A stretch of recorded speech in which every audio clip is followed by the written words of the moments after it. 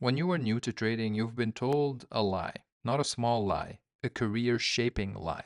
You were told that if you just find the right strategy, everything else will fall into place. That trading is a search problem, that somewhere out there is the setup. That lie has probably already cost you a lot of money. And if you don't see it early, it will also cost you a lot of years. This is the story almost every new trader hears.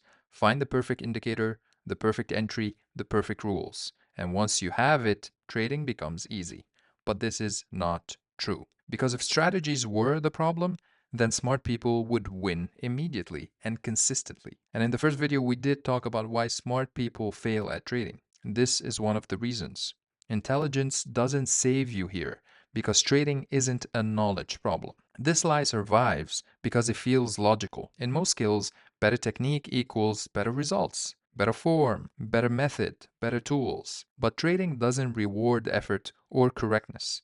It rewards behavior over time. And we talked before about outcome bias and how good decisions can lose and bad decisions can win. A strategy can be profitable but still fail in your hands because you're not executing it to the T. Trading results come from three layers: strategy, execution, and risk.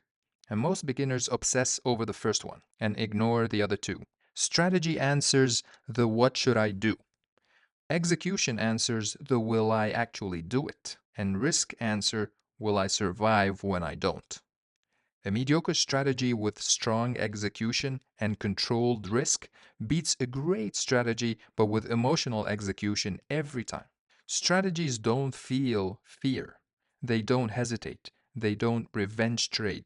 People do. We talked about the emotional cost of uncertainty and open risk triggers stress responses and how the charts trigger fight or flight. Under stress, you don't follow systems, you follow instincts, and your instincts are bad in probabilistic environments. They were not wired for it. This is why new traders bounce from strategy to strategy, not because the systems don't work, but because they can't execute them consistently. Losses feel personal, drawdowns feel like failure, so the brain looks for an escape. A new strategy feels like hope, not because it's better, but because it hasn't hurt you yet. Your first job isn't to find a great strategy. It's to become a person who can execute any simple one. That means trading with a much smaller size so that it doesn't feel meaningful. Repeating the same rules long enough to see results and learning how you break rules under pressure. Is that boring? Yes. But is it necessary? Absolutely. Here are three real actions you can take right now. Pick one simple strategy and commit to no changes for 20 to 30 trades.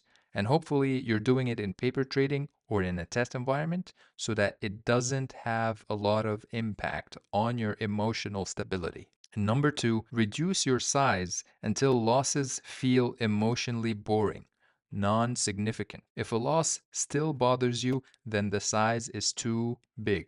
And the third thing is, after each trade, don't ask, was this a good trade? Or how much did I make? Instead, ask, did I follow my rules to the T? That's how you become a good trader, not just a collector of strategies. By now, you should know that this channel isn't about a secret setup or shortcuts or the easy trade that will make you a lot of money. It's about understanding the psychological game you're actually playing. And in the next phases, we'll talk about thinking in probabilities and why that changes everything.